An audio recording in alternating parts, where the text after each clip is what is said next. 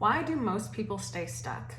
Well, most people stay stuck, not because of course we want to stay stuck, but it's because we're stuck in an operating pattern, right? In other words, we're thinking from what I like to call our filing cabinet in our subconscious mind. And you can think about this, that we have a conscious mind and a subconscious mind. And in our subconscious mind, we have what I like to call the filing cabinet. And inside that filing cabinet is storing our beliefs, our ideas, our perceptions, our identity. Every aspect and element of who we are is stored into this little filing cabinet. And we pull from this filing cabinet all of the things in the way we interact and perceive the world. And so if we are always thinking from that space, from that paradigm, that perception, from that storehouse of knowledge, we are limited to the experiences. So when we feel stuck, it's because we are stuck inside of a box, so to say. I always like to look at it like this. You're stuck inside this this box of reality, that filing cabinet. We're only looking and seeing and perceiving through that box of reality. And it's only when we start to think outside of the box that we are able to free ourselves to create a new reality for ourselves. So in other words, how do we get, or here's a better question, is how do we get outside of the box? Well, it's through the imagination. The imagination is the key, is the tool that we can utilize to create and build a future that is not limited to the parameters within inside that box.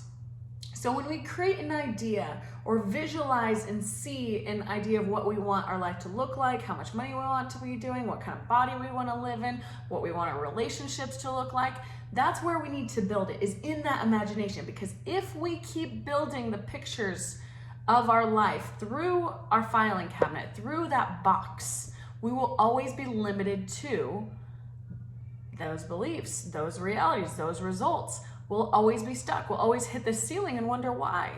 And we'll keep burning rubber and keep, trying to fight our way out of it and think that, if I work harder, if I, fight more, whatever, and we just keep struggling and struggling and we just don't seem to get anywhere.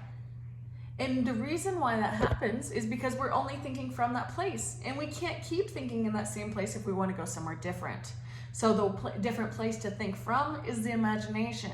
We then create an image, an idea. We set our GPS. We set a destination for ourselves, which is creating a ripple effect. That new destination is then changing our energy state, because now we're thinking on a different in a different timeline. We're no longer operating on the same timeline that we've been operating on, because now we've changed the trajectory of our life. We've now set a new course, a new path in which we are going to experience.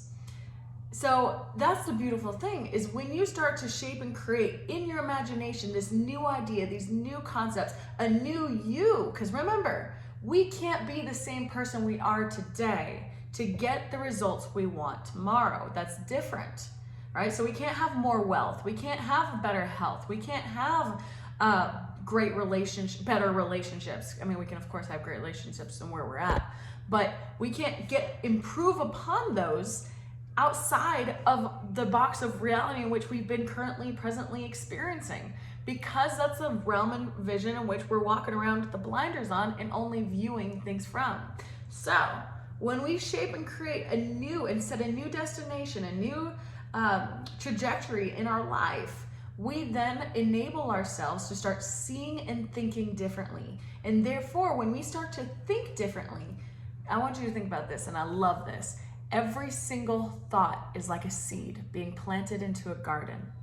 And when you plant that seed in your garden, you then create a new idea, a new belief. But if your previous belief counters that new belief, and you keep giving energy to that old belief, that's like the difference in watering two plants. You have your positive that's enabling you and serving you and getting you to the destination of where you want, and then you have the one that's disabling you, the plant that just holds you back.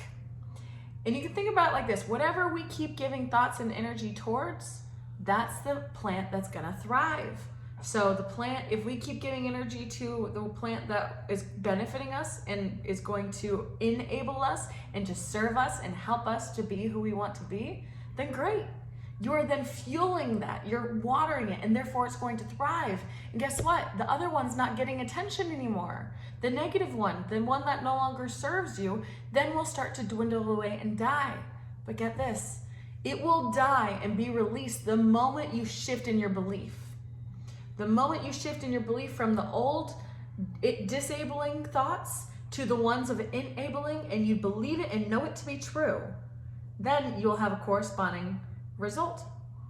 Everything will shift for you. You no longer will have the previous belief holding you back anymore. You will now be able to step into the new you, which is, of course, corresponding results, right? New people, new places, new plots, new circumstances, new wealth, new income, or new relationships, new body, whatever it is, right? So I want you to think about this too. When it comes to your body, our body right now has served us and has done so much for us. But if we want to change it, say we want to have more energy, have more, feel better in our skin, feel good when we look in the mirror, right? Feel sexy again. We have to change our perception, our idea and identity around who we are. Because the reason why we're experiencing the current results we are in our life is because that is corresponding with our beliefs and our identity. That's what we're in alignment with. That's why we're experiencing it. So we have to change the identity and the perception we hold of who we are in order to get that new body. So as we shift within us, then we will shift the corresponding results. So think about this. That's why majority of people, when they try to lose weight, they'll lose it, but then they'll gain it back. Why? Because they didn't change the underlying beliefs and perception and identity around who they are. They still see themselves as that fat person, or see themselves as overweight, or not sexy, or not fit, or whatever those ideas we create for ourselves. Everyone has different thoughts and perceptions around it, right? All it is though is limiting you. It's holding you back. It's keeping you a prisoner of your own making. But we can change it. We can shift that identity around it and become the new person that has more abundance in our life, that has that vitality, that has energy, has a low percentage of body fat, all those different things that are going to correspond from that new identity, a new reality for ourselves. And the purpose, I'm going to go back to this. The destination, that GPS that we're going to, that's your goal. Not just a goal that you know how to accomplish, not a goal that if you do X, Y, and Z you can accomplish, but a goal that scares the crap out of you and pushes you and moves you to change. Because the purpose of a goal isn't to get, it's to grow. It's who you're becoming on the path and journey that it's all about. So who do you, my friends, who do you want to be? What life do you want to experience and create for you? It's one decision away. Make the decision. Take action. Live your life on your terms. Have an incredible day and talk to you again soon.